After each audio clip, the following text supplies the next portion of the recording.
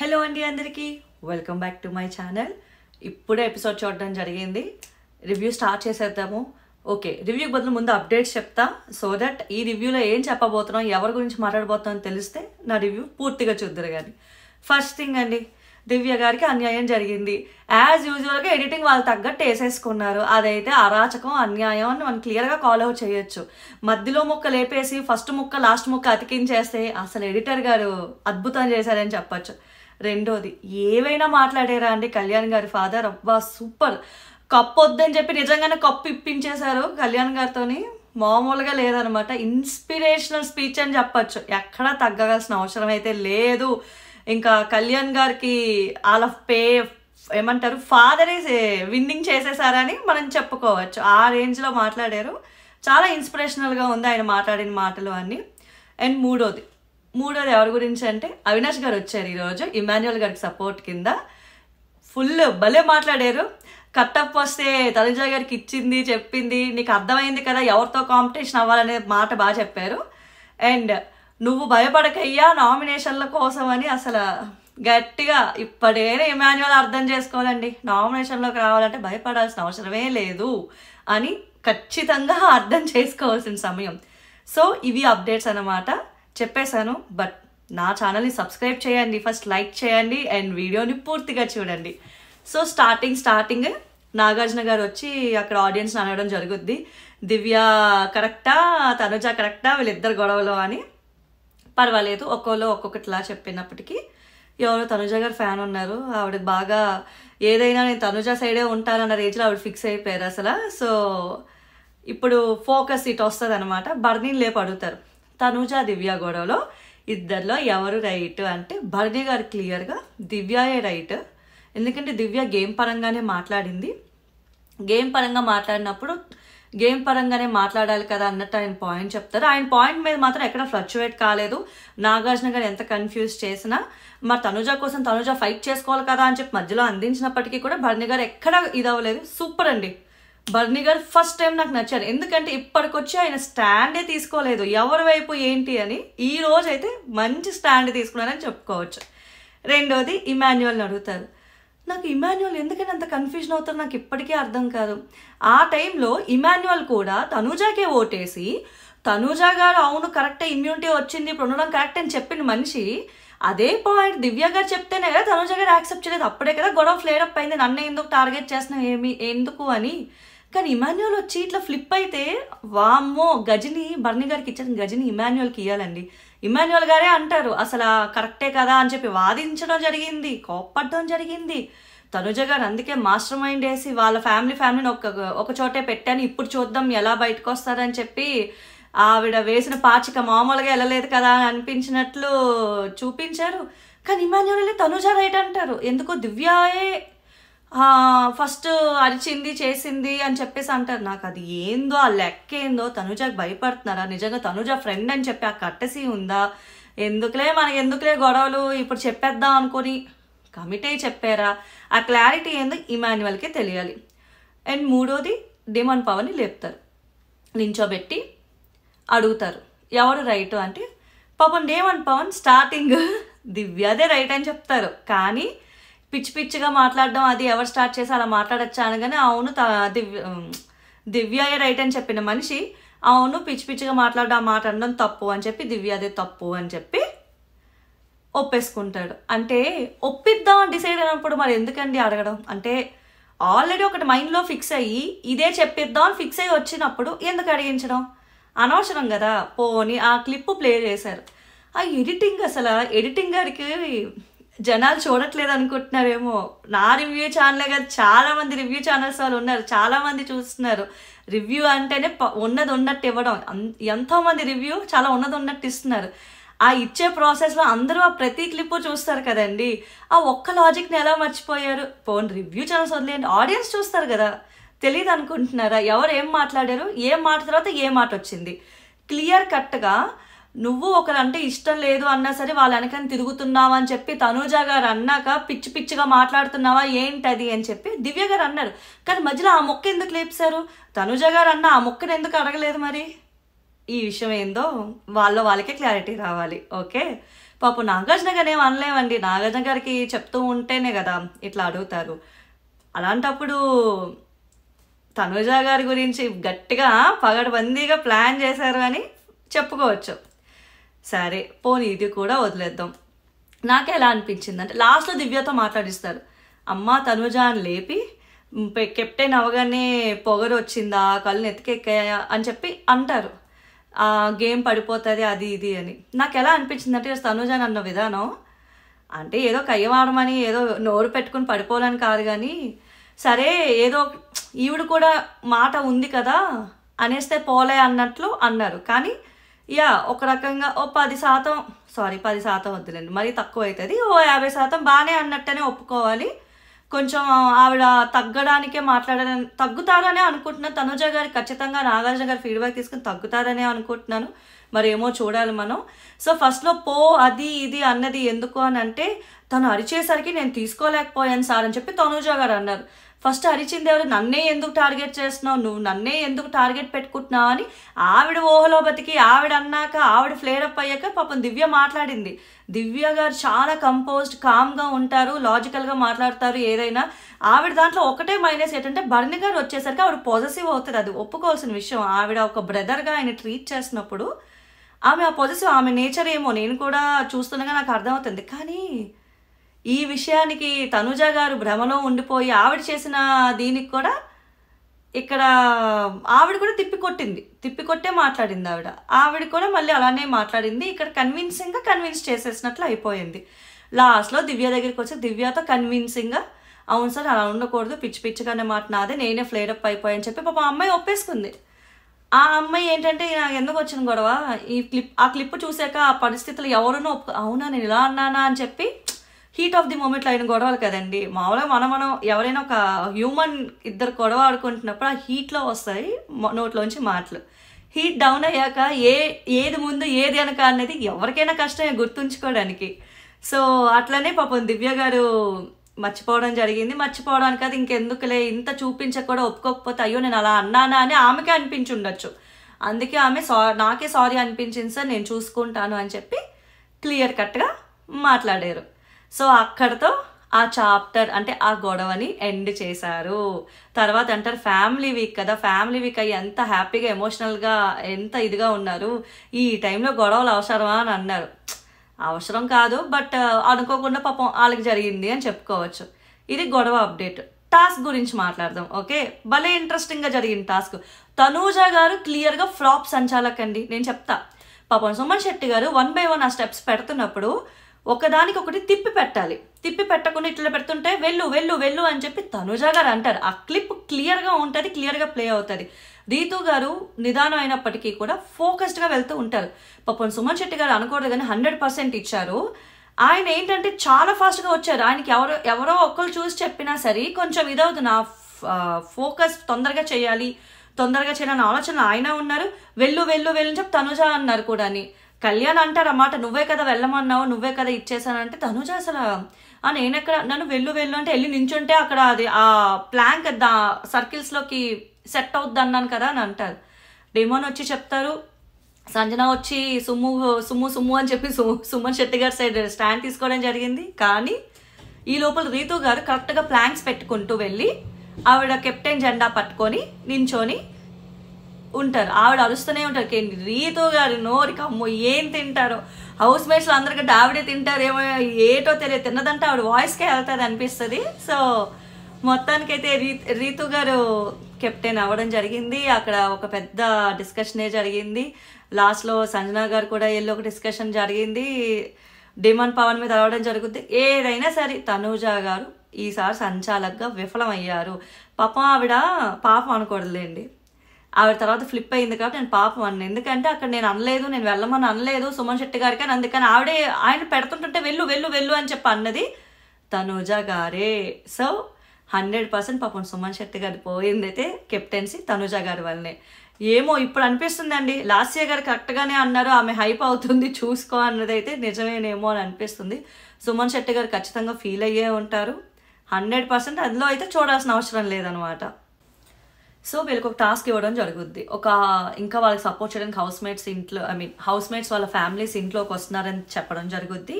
Audio clip play చేస్తారు. ఆ audio క్లిప్లో ఉన్న వాయిస్ ఎవరిదో అడిగినప్పుడు ఆ పలానా కంటెస్టెంట్ చెప్పాలన్నమాట. అయితే ఒక ఆడియో క్లిప్ ప్లే చేస్తారు.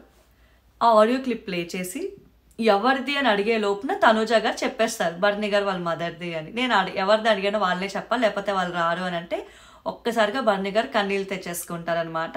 సో సుమన్ శెట్టి గారిని అడిగినప్పుడు ఇట్లా బర్నీ గారు వాళ్ళ మదర్ది సార్ అని చెప్పేసి అంటారనమాట. సో వాళ్ళ అమ్మగారు రావడం జరిగింది, నాగబాబు గారు రావడం జరిగింది. మామూలుగానే బర్నీ గారికి వాళ్ళ మదర్ అన్న గురువు అన్న తల్లి గురువు అంటే చాలా ఇష్టంగా అట్లా దైవంలో ప్రార్థిస్తారు ఆయన.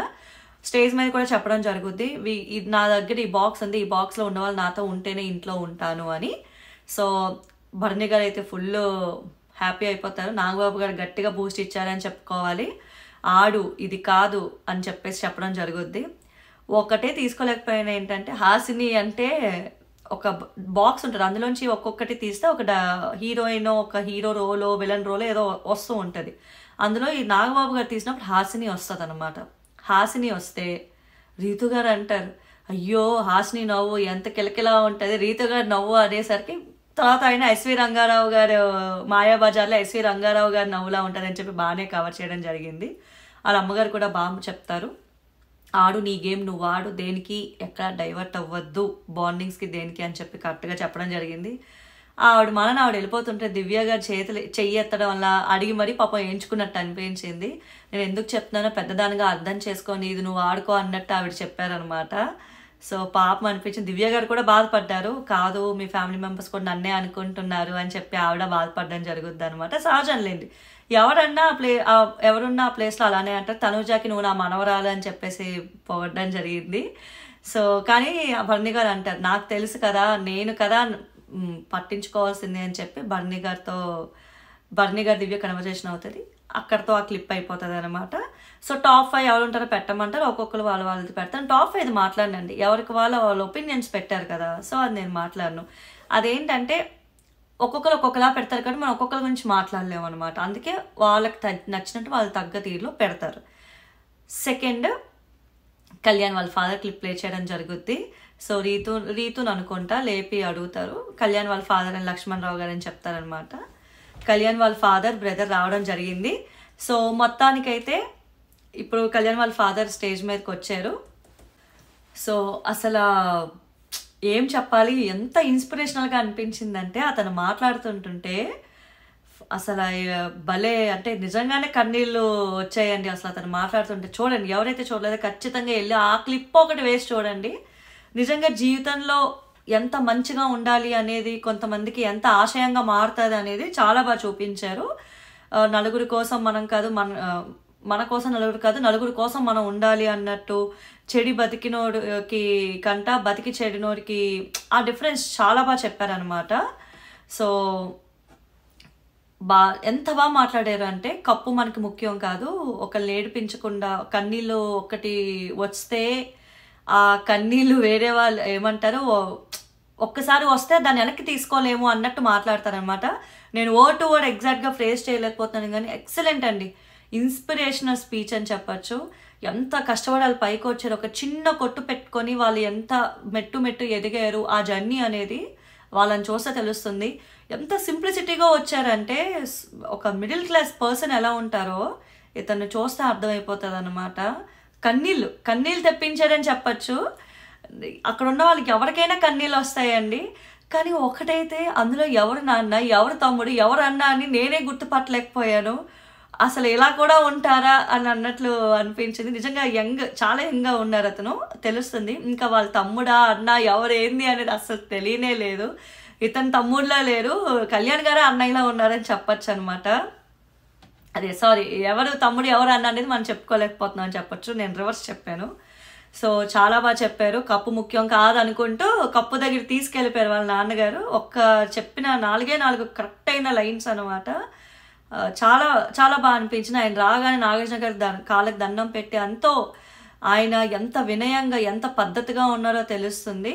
నిజంగా 100% కళ్యాణ్ని విన్నర్ చేసే లైన్స్ అండి అవి. అందులో నో డౌట్.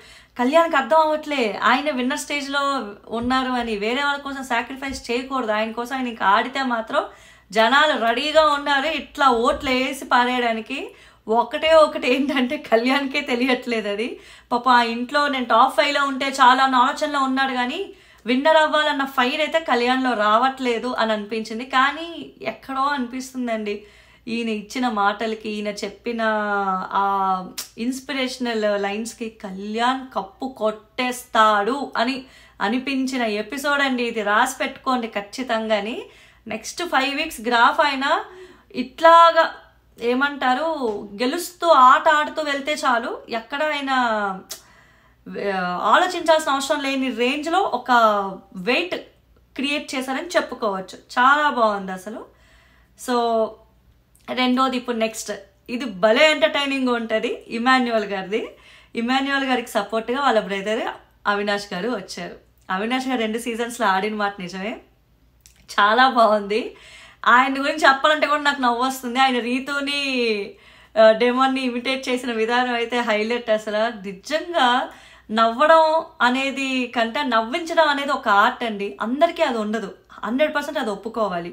అలా జబర్దస్త్ యాక్టర్స్ అందరూ అది నవ్విస్తే అందులో ఇమాన్యువల్ ఎంతో బాగా నవ్విస్తున్నాడు. అండ్ అవినాష్ గారు ఇంకా స్టేజ్ మీద చేసిన పెర్ఫార్మెన్స్ అయితే వేరే లెవెల్, అసలు బాగుంది. నవ్వు అనేది మనిషికి ఎంత ఆరోగ్యాన్ని పెంచుతుందో, నవ్వించే వాళ్ళకి ఇంకా వాళ్ళు everything they put on spontaneity అవనియండి, లేదా ఆలోచన అవనియండి, పెట్టే విధానం అవనియండి, చాలా స్పాంటేనియస్గా వెళ్తుంది అనమాట. వాళ్ళు ఇచ్చే ఒక్కొక్క మాట, చెప్పే ఒక్కొక్క డైలాగు చాలా బాగుంది. అవినాష్ గారు చెప్పేందుకు నాకు తెలీదు తినని ఫస్ట్ తీసుకుంది అవినాష్ గారే అని. సో తినకి గురువు కింద చూస్తారు అది ఇది అని. భయపడద్దు, నీకెందుకయ్యా ఇమ్యూనిటీ అని క్లియర్ కట్గా కొట్టి మరీ చెప్పాడు. ఇప్పటికైనా ఇమాన్యువల్కి తెలియాలండి, ఇమాన్యువల్ విన్నర్ మెటీరియల్, ఇమ్యూనిటీకి భయపడద్దు, నామినేషన్లో రావాలి అని వాళ్ళ అమ్మగారు చెప్పారు. అబ్బే ఎక్కలే. ఇప్పుడు క్లియర్గా స్టేజ్ మీద నువ్వు జనాలు ఉన్నారు అక్కడ, నీకు నువ్వు ఇమ్యూనిటీ కోసం కాదు, నువ్వు ఎవరితో కాంపిటీషన్ పడాలో తెలుసు కదా అని చెప్పి టాప్ 5లో పెట్టి తనుజాతో కాంపిటీషన్ పడు నువ్వు అని చెప్పారనమాట. 100% ట్రాన్స్పరెంట్గా హింట్ ఇచ్చింది ఎవరంటే అవినాష్ గారు అండి. ముక్కు అవినాష్ వచ్చేస్తుంది జబర్దస్త్ అలా పిలిచి మనం వింటూ ఉంటాం కదా, అవినాష్ గారు అండి కరెక్ట్గా కొట్టొచ్చినట్టు చెప్పారు ఆయన.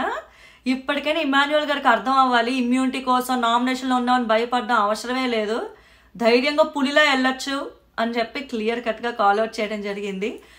ఇమాన్యువల్కి ఇప్పటికైనా అర్థం చేసుకొని ఇమ్యూనిటీ కోసం భయపడకుండా ఆ ఇన్పుట్స్ని కరెక్ట్గా క్యాలిక్యులేట్ చేసుకొని ఎవరితో తలపడాలి, ఎవరితో పోటీ పడాలి అనేది ఆయనకు ఒక క్యాలిక్యులేషన్ ఈ పాటికే వచ్చేయాలి అని నేను అనుకుంటున్నాను.